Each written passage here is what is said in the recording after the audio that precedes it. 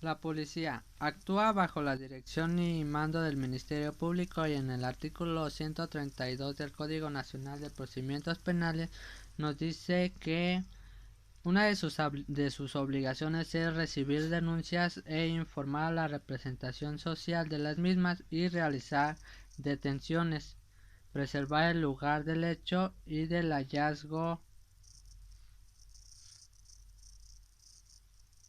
El órgano jurisdiccional es el sistema procesal penal acusatorio, donde habrá distintos jueces para las diferentes etapas del sistema, en el cual se encuentran los jueces de control, jueces o tribunales de enjuiciamiento, jueces de ejecución y magistrados de las salas penales.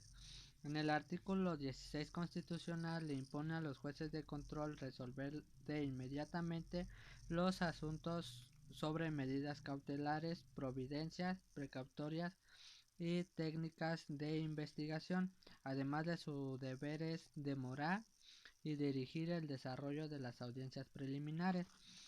Los jueces o tribunales de enjuiciamiento conocen desde el acto de apertura a juicio hasta el dictado de la sentencia y su explicación. Y este órgano jurisdiccional se rige la audiencia, controla el desahogo de la prueba y resuelve las objeciones de las partes. En el caso de los jueces de ejecución, su labor consiste básicamente en conocer lo relacionado con el cumplimiento de la obligación de la condena y los beneficios penitenciarios a los que tenga derecho el sentenciado. Finalmente, los magistrados de las salas penales son los que conocen el recurso de apelación que impongan las partes. La autoridad de supervisión de medidas cautelares y la suspensión condicional del proceso.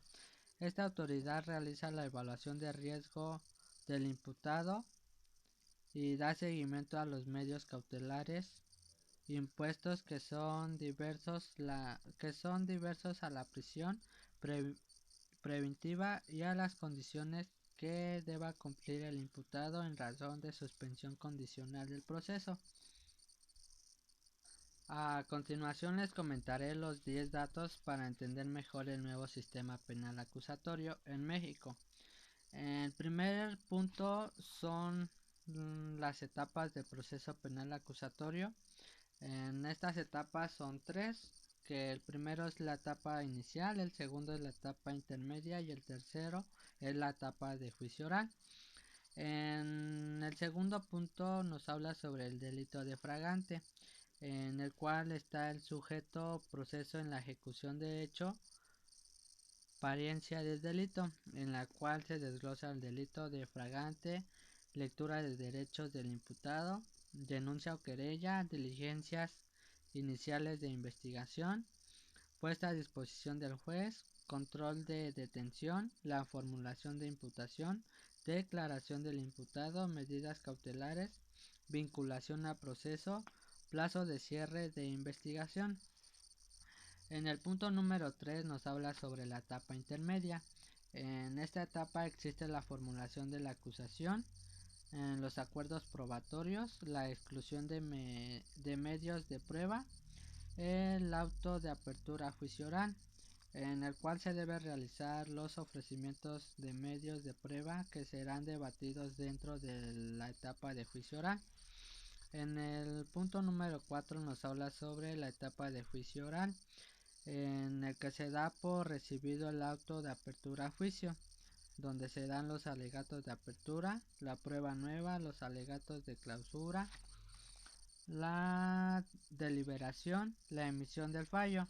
En esta se explica a los presentes del por qué se resolvió de una forma o de otra. Y por último está la explicación de la sentencia. El punto, el punto número 5 nos habla sobre la medida cautelar, que es una medida que cautela la responsabilidad, la acción del actuar del imputado ante un plazo de una audiencia a otra. Esta medida solo es provisional y no es una sentencia ni tampoco una medida que se tome sin hacer una evaluación de riesgos al imputado. A su vez es una medida de cautela de protección de las víctimas o a los ofendidos sin violar los derechos del imputado.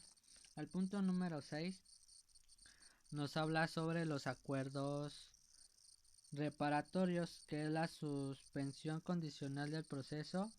Su requisito es que haya vinculación a proceso y que la pena del delito no rebase la medida aritmética de 5 años. El procedimiento abreviado es que la víctima u ofendido no tenga oposición y que el imputado reconozca y admita su responsabilidad penal.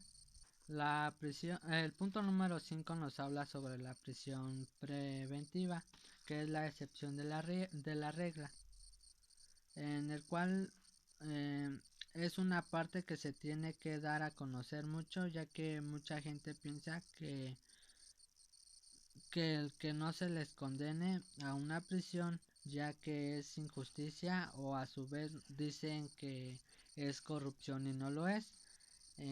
Es algo que se marca dentro del Código Nacional de Procedimientos Penales, atendiendo la peligrosidad señalado dentro del proceso. En el punto número 8 nos habla sobre los principios en los que se basa el nuevo sistema acusatorio adversarial, que es la publicidad, contradicción, continuidad, concentración y mediación. Estos 5 principios ya los mencionamos con anterioridad.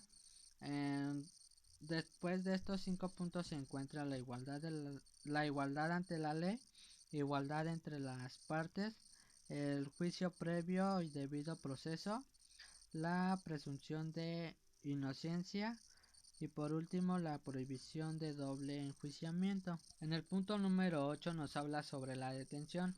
En el control de detención es necesario que se mencione que existe la lectura de derechos, el acto de primer respondiente, la puesta a disposición del Ministerio Público de inmediato, la evaluación médica antes y después del traslado a Cerezo, así como salas de oralidad, y por último la persona con proceso en el sistema penal anterior no puede saltar al nuevo sistema penal. Y por último, en el punto número 10 nos habla sobre para los abogados que en la audiencia no se debe de leer, y el abogado debe de estudiar el asunto, conocer bien el nuevo sistema penal acusatorio, tener argumentación jurídica, que es lo más importante, tener línea del tiempo, que es tiempo, espacio y modo, y por último llevar en la audiencia material jurídico suficiente. Y esto sería todo por mi parte. Gracias.